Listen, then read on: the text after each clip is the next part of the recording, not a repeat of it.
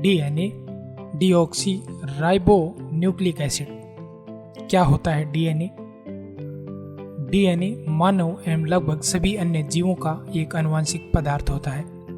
अधिकांश डीएनए कोशिका के केंद्रक में पाए जाते हैं, जिन्हें केंद्रकीय डीएनए कहा जाता है। लेकिन कुछ मात्रा में डीएनए माइटोकॉन्ड्रिया में भी पाया जा सकता है, जिसे माइटोकॉन्ड्रिक डीएनए कहा जाता है। यह दो श्रृंखलाओं से निर्मित एक द्विकुंडलीय वक्राकार संरचना है। यह विकास हेतु आनुवंशिक सूचना का वहन करता है। यह 23 जोड़े गुणसूत्रों से निर्मित होता है तथा संपूर्ण जीव और प्रोटीनों के निर्माण के लिए निर्देश प्रदान करता है। डीएनए में निहित सूचना 4 रासायनिक क्षारों से निर्मित एक कोड के रूप में संग्रहित होती है, जिनको AGCT भी कहा जा सकता है। ए से एडेनिन, जी से ग्वानिन, सी से साइटोसिन और टी से थायमिन। मानव डीएनए में लगभग 3 बिलियन क्षार होते हैं और उसमें से 99% से ज़्यादा क्षार सभी लोगों में एक समान होते हैं। डीएनए की एक महत्वपूर्ण विशेषता है कि यह प्रतिलिपि अथवा स्वयं की प्रतियां बना सकता है। द्विकुंडली में डीएनए प्रत्येक स्ट्रैंड क्षार के अनुरूप की प्रतिलिपि तैयार करने के लिए एक प्रारूप के रूप में कार्य कर सकता है।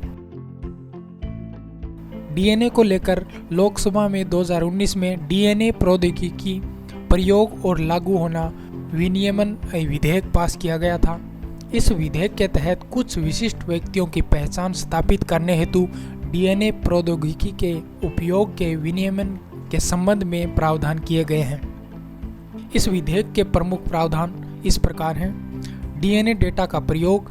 विधेयक की अनुसूची में सूचीबद्ध मामलों के संदर्भ में ही डीएनए परीक्षण की अनुमति प्रदान की जाएगी, जैसे भारतीय दंड संहिता 1860 के अंतर्गत आने वाले अपराध के अंतर्गत, पितृत्व संबंधी मुकदमे जैसे सिविल वाद विवाद के मामले निपटाने के लिए डीएनए टेस्ट में ये जरूरी हो सकता है।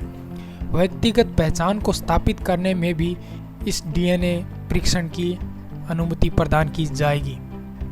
डीएनए का संग्रहण जांच अधिकारियों द्वारा किसी व्यक्ति के शारीरिक पदार्थों को एकत्रित किया जा सकता है।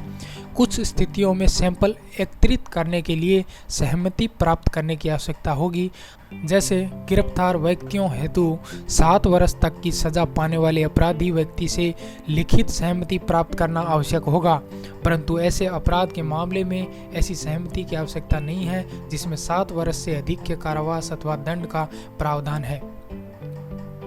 इसी में डीएनए डेटा बैंक, राष्ट्रीय डीएनए डेटा बैंक और क्षेत्रीय डीएनए डेटा बैंक द्वारा निर्धारित प्रारूप के तहत डीएनए प्रयोगशाला में डीएनए प्रोफाइल का संग्रहण किया जाएगा। डीएनए प्रोफाइल को हटाना। हालांकि कुछ विधेयक में निम्नलिखित व्यक्तियों के डीएनए डेटा को हटाने के प्रावधान भी हैं, जिसमें संदिग्ध व्यक्ति, पुलिस द्वारा रिपोर्ट प्रस्तुत किए जाने अथवा न्यायालय द्वारा आदेश दिए जाने पर संदिग्ध व्यक्ति का डीएनए डेटा हटाया जा सकता है। विचाराधीन व्यक्ति, यदि न्यायालय द्वारा आदेश दिया गया है तो उसके डीएनए को भी हटाया जा सकता है। लिखित अनुरोध के आधार पर किसी ऐसे व्यक्ति का प्रोफाइल जो संदिग्ध अपराधी या विचाराधीन नहीं है लेकिन क्राइम सीन इंडेक्स या मिसिंग पर्सनल इंडेक्स में उसके डीएनए प्रोफाइल को प्रविष्ट कर दिया गया हो, उसके डीएनए डेटा को भी इस विधेयक में हटाने का प्रावधान दिया गया है। डीएनए रेगुलेटरी बोर्ड की स्थापना। इसके द्वारा डीएनए डेटा बैंक और डीएनए प्रयोगशालाओं की निगरानी की जाएगी। यह विधेयक विभिन्न अपराधों के लिए दंड का प्रावधान करता है, जिसमें निम्नलिखित शामिल हैं। डीएनए सूचना का प्रकटीकरण करना या बिना प्राधिकरण के डीएनए सैंपल का उपयोग करना इसमें शामिल है।